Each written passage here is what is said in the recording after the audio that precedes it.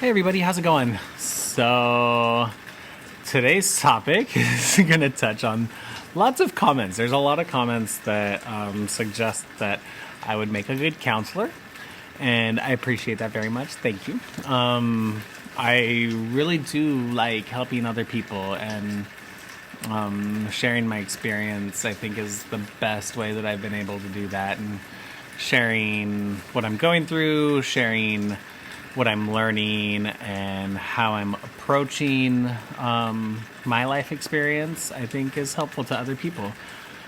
But the reality is, I'm not going back to school, and to become a counselor, that's what I would have to do. So I think I'm going to stick to this being a way to help other people and share my experience and be able to kind of keep building this community.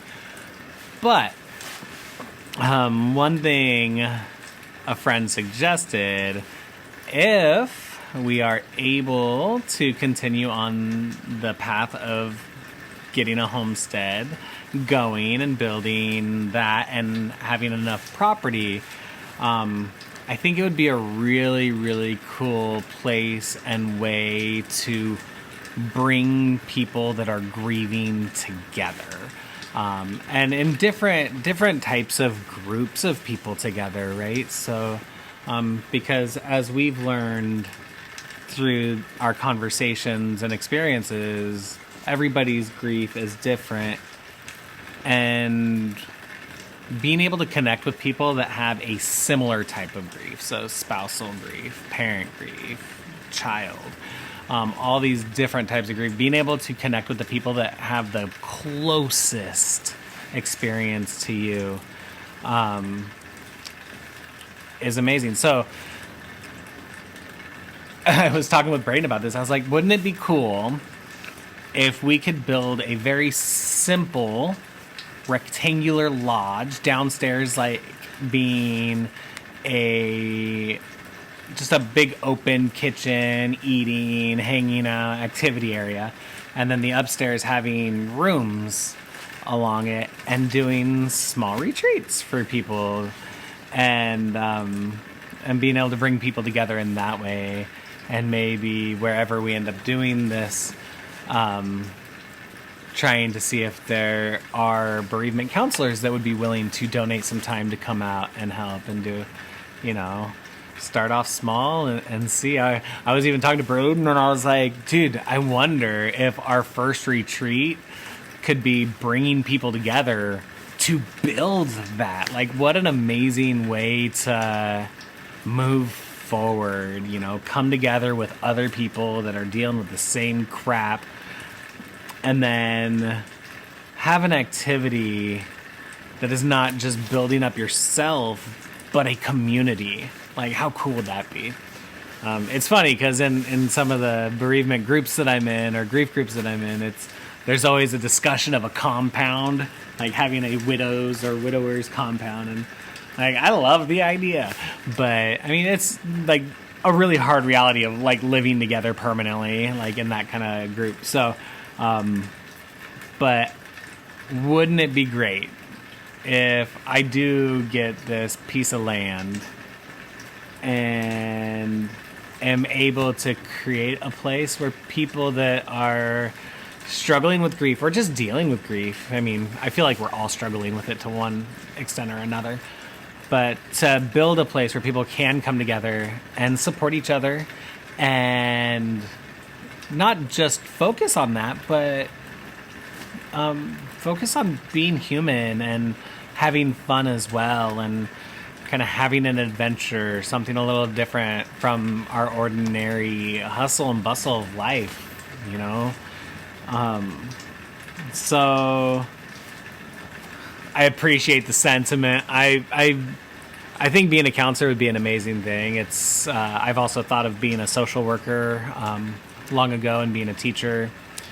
Originally, when I was younger and in high school, I wanted to be a teacher. That was the path I was going down. Then I decided to take a year off of high school, or a year off of school after high school, and life happens, and got into the grind of working and working in education did that.